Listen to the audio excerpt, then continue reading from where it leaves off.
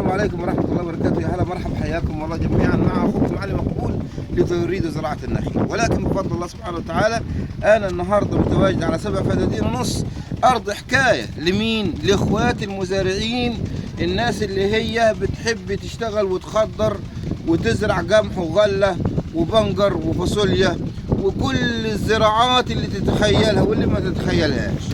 أرض زراعية من الدرجة الأولى، والله أرض صراحة عجباني كتربتها.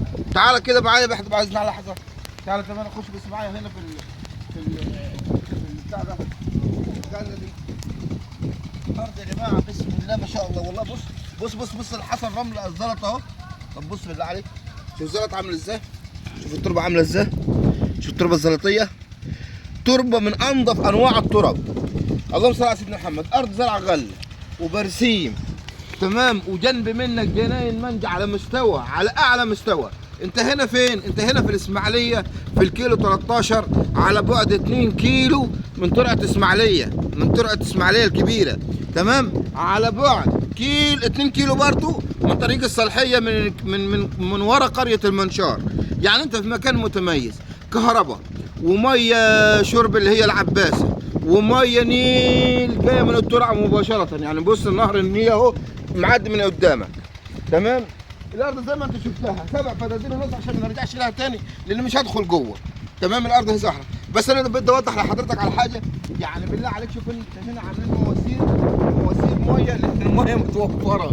موتور كهرباء مش عارف 50 حصان ولا هو كم حصان، موتور كبير تمام. ميه بتقلب قلب، ميه نيل بسم الله ما شاء الله. شوف القناه عاملين شغل بسم الله ما شاء الله بالنسبه للارض. والارض ارض زراعيه قمح وبرسيم وكل ما تتخيل. وجنب منك جناين مانجا تمام، في جنب منك جناين مانجا. الناحيه الثانيه بقى بص هنا، يعني في كمان عليها حته بيت زي العسل، بيت بسم الله ما شاء الله كبير بس عايز شويه ترميم تمام. البيت ده كمان الارض ملك يا جماعه، الارض ملك عقد اخضر. انا ليه مبسوط من الارض؟ لان الارض عقد اخضر نهائي تمام، والكهرباء والميه والارض زراعيه وتعمل مواشي وعليها بيت كمان عايز ترممه. تعالى كده بعد الزحمه بسم الله ما شاء الله. اللهم صل على سيدنا محمد صلى الله عليه وسلم. الله يوضع البركه. لا وكمان ايه اللي عجبني ده بالنسبه للبيت. لا خد المفاجاه حضرتك، انت جنب منك المدارس، جنب منك ابو خليفه، جنب منك الاسماعيليه، جنب منك الانطره. يعني انت في وسط المعمعه هنا تمام بسم الله ما شاء الله. والشارع الاسفلت ده قدامك كمان هناك كده، شارع اسفلت ده اللي عند البيت. وده كمان ده الخليج بقى، ده الخليج الميه النيل بقى، ميه نيل على بعد 2 كيلو من ترعه الاسماعيليه. تخيل بقى النهر ده من بعد 2 كيلو من هنا، من ايه؟ من طريق من ترعه اسماعيليه. يعني طريق اسماعيليه بورسعيد اللي هو الاسفلت. يعني انت اول ما بتعدي طايع وانت جاي من عز الدين بتعدي طايع، انت هنا في الكيلو 13.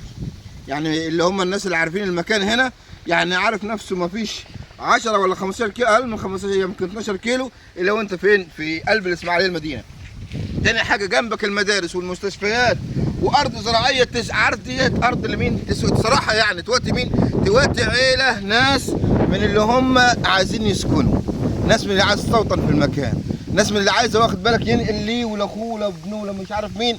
وجهه مش عارف كام متر كده، يعني تقريبا 50 متر. كم متر تقريبا يا باشمهندس؟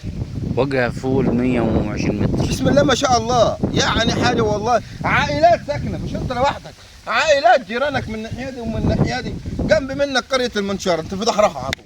وجنب منك برضه الشارع بسم الله ما شاء الله. يعني الباشمهندس بقى سلامه هو اللي يحكي لنا علينا. والله نيتك كويسه للناس.